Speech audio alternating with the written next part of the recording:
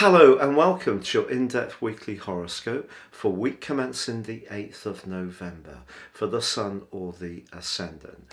I'm going to give you a broad overview of what to expect. Before, please stay with me. I dive deep to give you in detail each zodiac sign's forecast.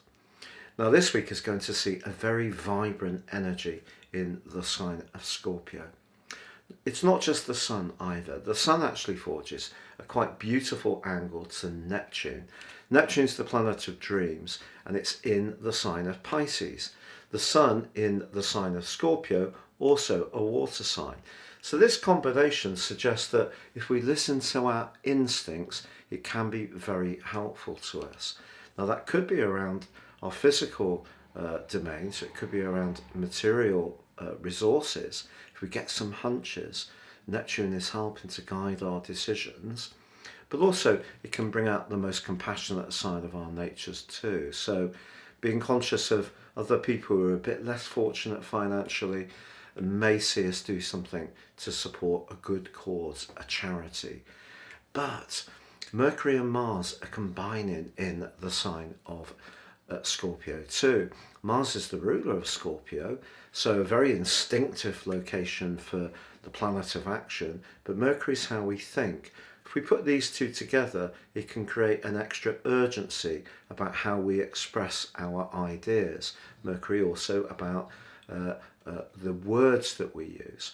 So Mars here can be punchier with Mercury in assistance, but they're both in opposition to the restless and changeable energies of Uranus. So it's possible that there could be some blurted conversations, some sudden, rather frank discussions, maybe about money, maybe about intimacy in a close relationship, maybe about things like the future of potential involvements. This is because the sign of Aquarius is also very strongly emphasized.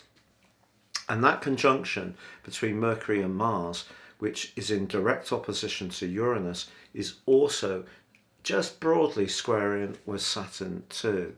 So how we think about our resources or how we think about our closest involvements is probably going to be informed about the longer term future. And towards the end of this week, the Sun in Scorpio squares up with Jupiter. But this is one of those squares which can be pretty good. Again, it points towards a generosity of spirit. So that can be a positive thing.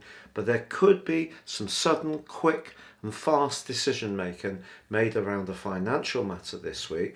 But also, equally, it may be that we're going to be much more frank about something that's been kept, perhaps covered up, undisclosed until now, and we may show our hand in a way which could surprise somebody.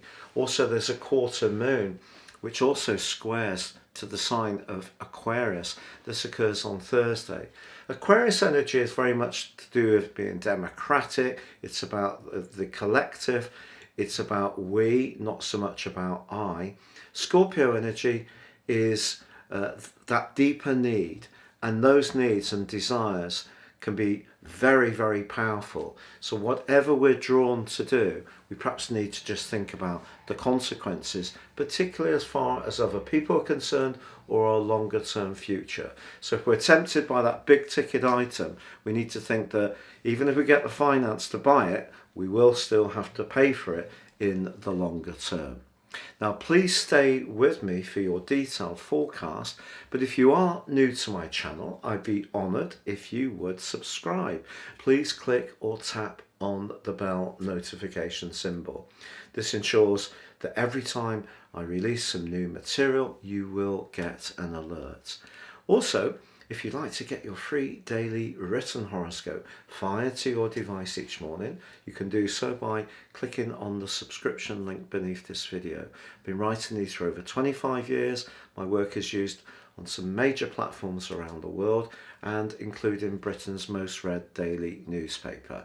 And finally, with year 2022 just around the corner, if you'd like to order your forecast now based on your personal birth data, you can do so and get the rest of this year free, plus a character analysis and 30% off. Please do see the link below. Hello Aries and welcome to your in-depth forecast for week commencing the 8th of November. Jupiter, the planet of growth, is in a semi-sextile with Pluto all this week. When it comes to your worldly ambitions, it really can be a case of nurturing any contacts or group associations or alliances. That can prove to be fortunate for you. But the desire to make things happen quickly and a sense of urgency, I think, is really going to present itself this week.